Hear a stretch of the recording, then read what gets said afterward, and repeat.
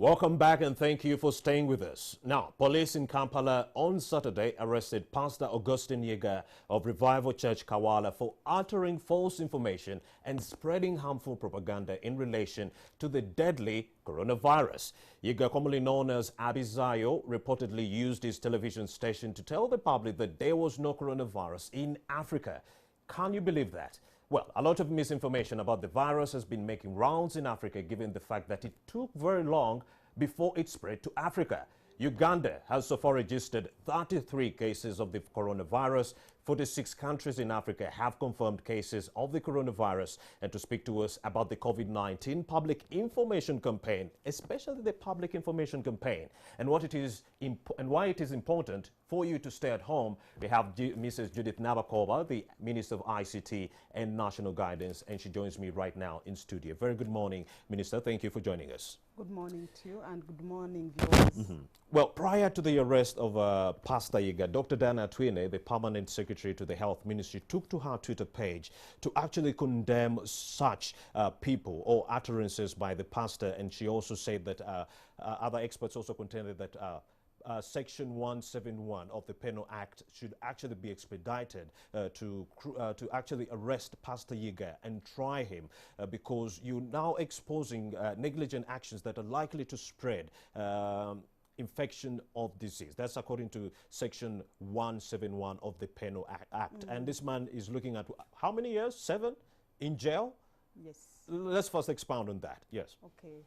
How much trouble is he in? Of course, it is unfortunate that Pastor Yiga would make such a statement in this era.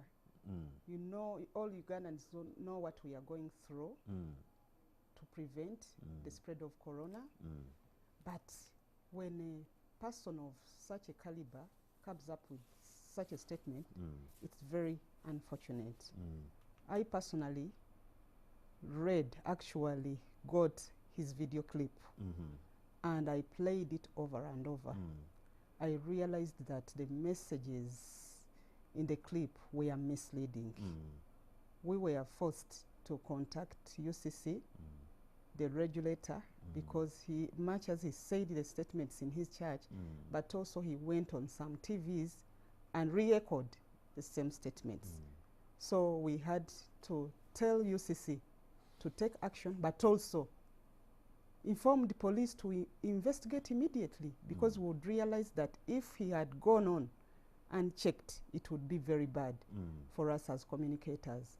And as we speak now, UCC wrote to the people who hosted him, but also police started inquiries into the matter. By the time I spoke to the police, who is in charge of media crimes, he was going to take a charge and caution statement from Pastor Yiga, but also record statements from witnesses, those people who had hosted him, to give in their statements so that the police can prepare a file, take it to DPP for perusal and advice. And what I know, if the DPP sanctions it, then he will have to appear and face the law. There is no shortcut. He has to appear and face the law. Are we looking at Pastor Yiga actually being jailed for 7 years, or might he be, taken as an example? It will depend on how the case goes. It depends, because police prepares a file, but then the court process begins. Of course, witnesses will be there, but he has to be given an opportunity to explain what he meant. So it depends on the proceedings of the court. That's what the judge uses, or the magistrate, to give a final answer or conclusion. By the way, yes, by the way, Article 171 of the Penal Code Act criminalizes negligent actions that might lead to the spread of an infectious disease, and it's liable, or upon conviction, to 7 years in jail. So Pastor Yiga is in really hot soup.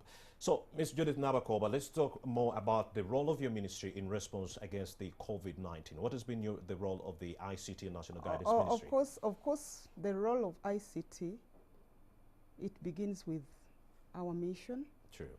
To make sure that effective communication is put out on government policies and programs. So in relation to this pandemic, our role has been guiding the overall communication, but also drawing strategies of how we can communicate better to our audiences. As a ministry, I put in place a national strategic communication task force that sits daily to evaluate the guidance by His Excellency, the President of the Republic of Uganda, but also information that comes in from the Ministry of Health. I want to take this opportunity to thank Ministry of Health in particular for the timely information that has been given out, but also His Excellency, the President of the Republic of Uganda, his role as a leader. Actually, he's in the lead as far as communication is concerned. To me, that one helps me a lot as a Minister of ICT and National Guidance, because when he speaks, then we follow and the rest follow. His directives, his message is put across. Yes. And we use the different channels within government. We have the Government Communication Officers channel. All those ones, we met them and told them that this is a pandemic. We need to join hands and work together as a team. Much as they are from different MDAs, they need to know that communication is vital, especially to a unified message. We are fighting corona. We have structures right from the district, led by the chairperson, the RDC, the district health officers, and we have also spokespersons in the respective districts. So information has been relayed right from national ministries, districts, sub-counties, up to local council. And as I speak now, everyone is aware that we have a pandemic. At least information has trickled down right to the grassroots person. They know what is taking place and also what is expected of them. And to us as a communication ministry, at least we know that people are aware and they are responding. People are responding. We get calls. When we said that whoever had traveled should report to a health facility or call a toll-free lines, even those who were hiding, you know, villagers would call and inform us, there is somebody who has just come back from Dubai, there is so-and-so here. So we realized that actually everyone is on alert. They are on alert and they can call, give us information, which information is very helpful. As the coronavirus continues to spread, there is another factor that is actually continuing to spread faster than the coronavirus, and that is misinformation. Yes, misinformation is spreading like wildfire with regards to COVID-19. How is the ICT ministry actually fighting to combat the issue of misinformation? Of course, misinformation right now, we are going to take on those who spread false information seriously. We have the capacity to track them down, especially if they are here in the country. So we are going to look for whoever is giving out misinformation, and once we get them, then they will be prosecuted. They will be prosecuted. Investigations will be carried on, and they will be prosecuted. And then also there are those who use your different media houses. You host them. They come here, mislead members of the public, talk whichever nonsense. I think this is not the time for politicking. It is a serious pandemic. We started with one case. As we speak now, we have 33 cases. It means that we all have to give facts. If you are not sure of what you are going to speak, please keep quiet. No one is forcing you to give information. Keep quiet than misleading the public. Others are just politicking about the matter. But the matter doesn't isolate whether you are who or who. You'll find that all of us are potential victims to this virus. So that's why I want to caution members of the public that don't think this is a joking matter. Please, please, don't think we are here to joke. We have seen Italy suffering. We are seeing Spain. We are seeing UK. We are seeing USA. You know, if we thought those were the powers, and now they are struggling with the virus, how about our Uganda? Why should we go ahead to mislead people?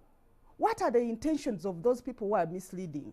You know, you wonder what do they want exactly if they cannot help Ministry of Health to speak the right things, to educate members of the public, but they just want to, it's like as if they want the whole Ugandan population to be infected with the virus.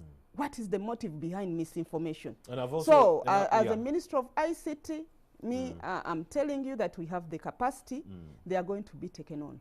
If it is a broadcaster, the broadcasters will be taken on. Depending, because when you are getting a license from UCC, there are things for you to fulfill. The broadcasting standards, are you meeting the broadcasting standards of giving out the right information? What is the role of a media? I think it is to inform, educate, basing on facts, not on rumors, not on false information. And when I did my investigations over the weekend, I found that some people were saying, no, Uganda has only 33 cases. We are not so badly off. Then I went back to the NMG COVID tracker. Then I noticed in the last 3 to 4 weeks, we are actually, as Uganda, where the United States was 3 or 4 weeks ago.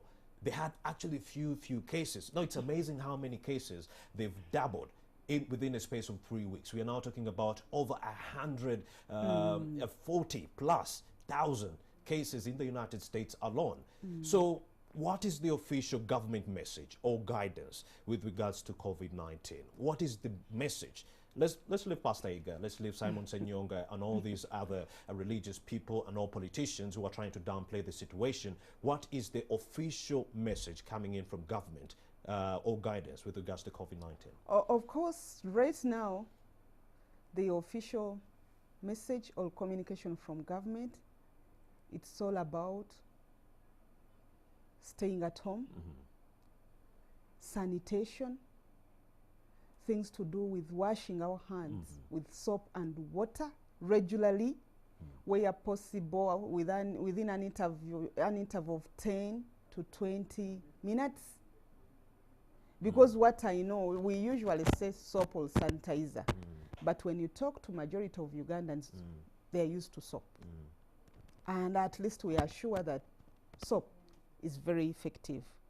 We are talking about if you have a flu or cough, stay at home. Don't sneeze in public or cough in public. Maintaining the social distance.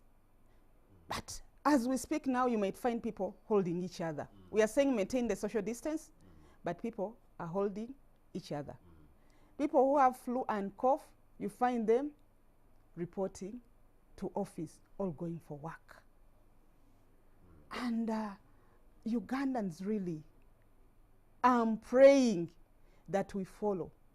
His Excellence has been committed to the message. And the message is very simple. We don't want even to complicate things with figures. We have seen the trend. Those countries you have been talking about, they had 1 case at one point. Another country had 2. But as we speak now, they are in thousands and 10,000s. And remember, these are the countries we call developed countries. So let no one convince you that we are only at 33. Please don't joke. 33 can turn out to be thousands and thousands. So the most important thing to overturn what is expected in future in a month is to be cautious and follow strictly the guidelines given by His Excellency, the President of the Republic of Uganda, General Kaguta Museveni, and also the messages from Ministry of Health. If they tell you wash your hands regularly, avoid touching your eyes, ears, mouth, please do so. Don't think it's a joke. These are methods which are tested, and the good thing, it is the same information even given elsewhere. It's not that this is a customer tailored made message. No, that is the way to go. Avoid touching your face. Please avoid it. We are used at touching our face, using this, using that, without even washing our hands with soap and water. We shall get the virus. You know, this virus is so unique that whichever item you touch, you need to think twice. Whether it's a book, whether it's a table, whether it's a telephone number, whether it's money. So that's why we should be even more cautious. Those who can move with sanitizers, please do so. Those who can move with soap in the bag, it's not a laughing stock. Move with your soap. Cut a piece, put it in a bag. When you reach where there is water, please remove your soap. Wash your hands properly. then you are safe. At least you are trying to prevent further spread of the infection and also you getting the infection because you are following the instructions. So the instructions are simple. Wash your hands with soap and water. Avoid touching your face. Avoid sneezing and coughing in public. And if you are to do so, at least use a handkerchief. Hey, use a handkerchief to cover your nose or mouth. Social distancing. I was trying to read about this whole thing of coronavirus, and I realized that in some countries, they are even discouraging groupings of more than 2. You can imagine groupings of more than 2. For us, at first when they were guiding, they were saying not more than 10. But I was reading, they discourage groupings of more than 2. Meaning that at any one point, maybe an excuse can only be given to 2 people. But if you are more than 2, then it's risky. It's very risky. You cannot sit together in a group of 3 and be in position to discuss or do something. So that is the way things are. So we need to be very careful. We need to be cautious and follow whichever instruction is given. That is the way to go. And those of you who can afford or who can manage sensitizing the rest, please tell them. I was told there are some people who still go to bars. What are you doing at this time in bars? That could have something to do with the misinterpretation of the presidential directive, and I wanted you to expound on that. But first, with the issue of the police officers and the LDUs who are helping them enforce the directives of the president. We were seeing some people being whipped, especially the vendors who were selling foodstuffs. Yet the directive was not actually, affecting the people selling foodstuffs. So that means some of the security operatives misinterpreted the presidential directive. So we would like you to tell us, how is the government ensuring that communication that is issued is effectively processed by its officers so that they actually understand what they are doing? Of course, when it comes to communication, especially with operation orders for security, there are clear channels of giving information to the troops, all personnel who are going to be deployed in the different premises for an operation.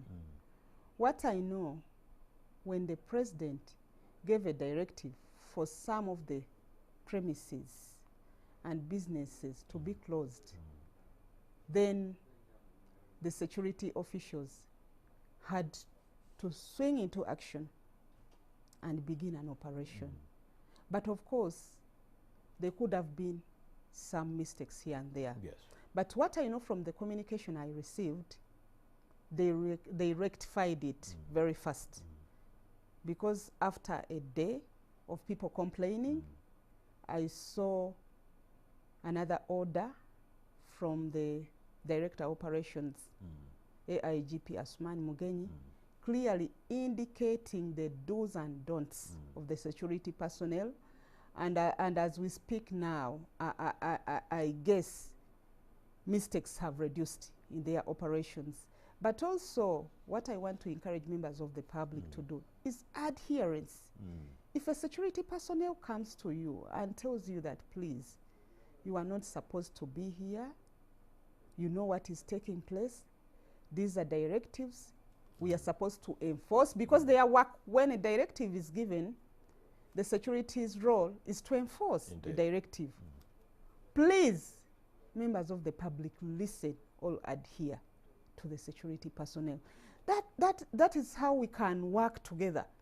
But if you think that you are going now to engage yourselves in running battles, you may not succeed. This is a pandemic. There are rules to follow. There are guidelines. And we do those things step by step. If you are told to do A, B, C, D, just do what you have been told to do. And otherwise, you might risk being mishandled, and at the end of the day, it will not be good on your side. And we don't want to go through such. At this point in time, we are encouraging people to stay at home. Yes. What are we doing for these people to ensure that they keep food on the table in this crisis?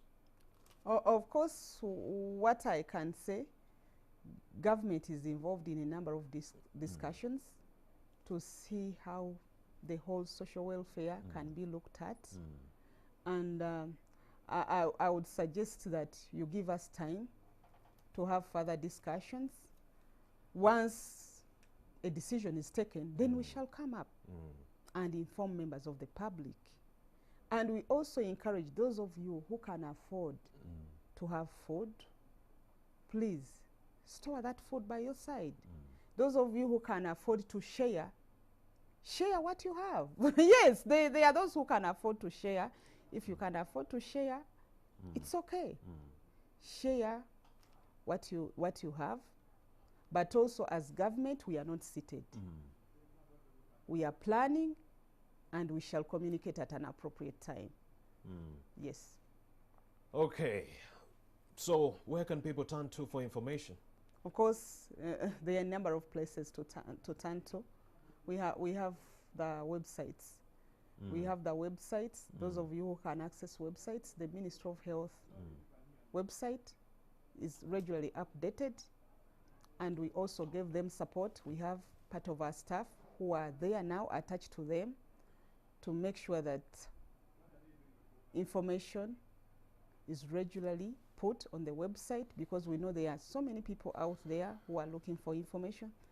Then also the presidential directives, we have compiled them together as a ministry, and we are distributing those directives. We keep on updating as and when he updates the nation, because we want people to have a unified way of communicating. We don't want different messages spreading out. We want unified communication, standard messaging. So that's why we rely on His Excellency, the President of the Republic of Uganda's message, and also communication from the Ministry of Health. But people in the rural areas can turn to their DHOs, RDCs, and if you are at a sub-county, the sub-county chairperson has all the information in relation to COVID-19. Then also villages, the LOC1 system, and also the NRM structures, they have all been given information relating through their district chairpersons or leadership. They have been given information in relation to the do's and don'ts in the prevention of COVID-19. Yes. Ms. Nabakooba, as government works out a plan to cushion some of the people who have been negatively impacted by COVID-19, there are people right now who can't afford food. What are you doing to help those people who can't afford food as we speak right now? Of course, I've told you that right now it may be very difficult for me to give a definite answer. But as government, we are going to discuss. And when a decision is taken, then definitely we shall come back to you and communicate our decision as government.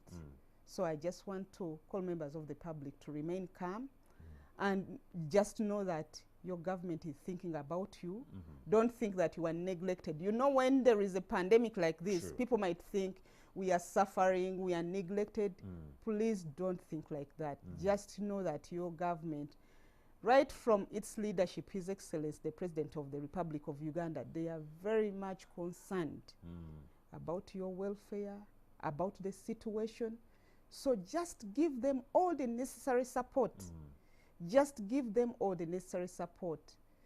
Don't engage in things which may turn out to be negative, because I know other wrong people might want to use this chance, again, to confuse members of the public, to confuse them, use them for purposes very known to them.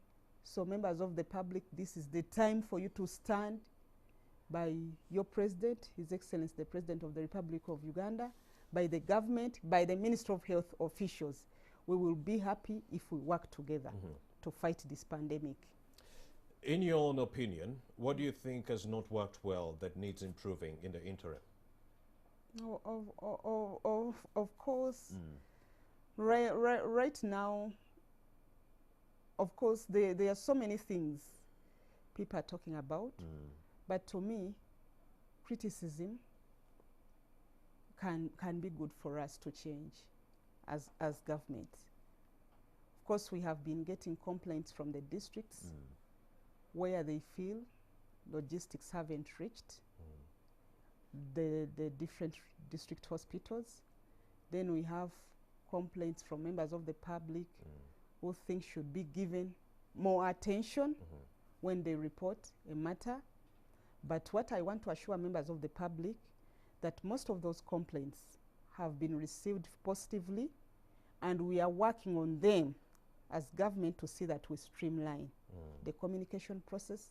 Where logistics have not been delivered yet, I promise that they are going to be delivered.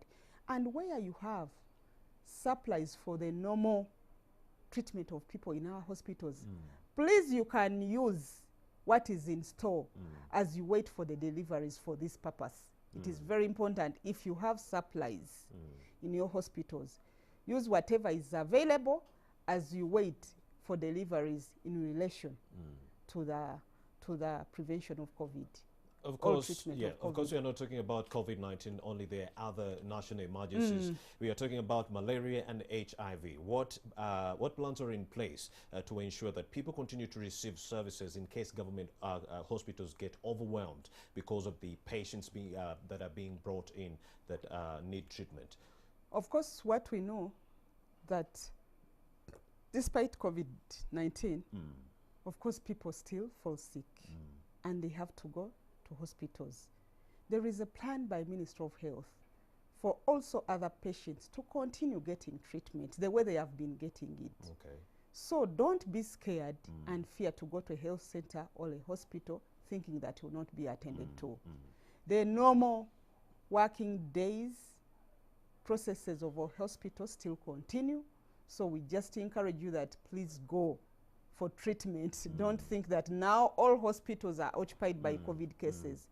We have told you that right now they are using Entebbe and Mulago, meaning that the rest of the hospitals, they can still do much more work to attend to other cases. And of course, with 33 cases that are confirmed with COVID-19, yes, the hospitals are still able to take in people with other emergencies such as malaria, TB, and HIV. But then we are talking about a case where the health facilities are overwhelmed. Just like Italy, the United States, you now have doctors talking about having some COVID-19 patients go home and be monitored from their houses. I'm talking about the heart rate and their oxygen levels. That's how bad it's getting. So in the case of Uganda right here, so in case we are overwhelmed, what would be the alternative for our people right there at home? Of course, right now, what I can say that the capacity is still available to accommodate the cases because we haven't reached 1,000. True. And that's why it is important for us not to allow to go to that level, because we shall be overwhelmed definitely. If they are overwhelmed, it means that if we also stretch ourselves and reach those levels, we will be overwhelmed as a system. So right now what we have can accommodate the patients who are there and maybe a few more. And if the worst comes to the worst, then we will be planning as government and we shall put in place provisions for the patients to be attended to, because there is no way you can tell people that stay in your homes. Provisions will be created for the patients of COVID to be attended to. But right now, I can comfortably say that at least we are still okay. And that's why we want to use the mass media, the community media, to educate members of the public that see what is taking place elsewhere. This is not a joking subject. If people at one time who had 27 cases, who had 30 cases, they are now in 10,000 cases. Indeed. Even deaths. You look at a country, 900 deaths in a day. They can no longer even bury them decently. It is mass burial. They just pick them, take them to a mass grave because they are overwhelmed. We don't want to go there as a country. It's really getting worse because Hey, in we Germany, don't want to get there as the a German country. finance minister over the weekend committed suicide because very he unfortunate. noticed the economy was falling out and there is no way he could actually handle the situation. So he committed suicide. That's how bad it's getting. But then before that, you had the Trade Minister Amelia Chambade calling for the resuscitation of community radios at the district level to sensitize the masses. She did mention that she was talking to UCC and the ICT ministry. Has she contacted you to expedite the same? Yes. Community radios. Yes, she talked to me. We had a detailed discussion over the matter, and I instructed UCC to make sure that if their operations for now they are suspended. Because personally I've ever used those megaphones in the villages and they are effective. They are very effective because they communicate to a wider audience. They have their timings in the morning and the evening, meaning that they have listenership in one way or another.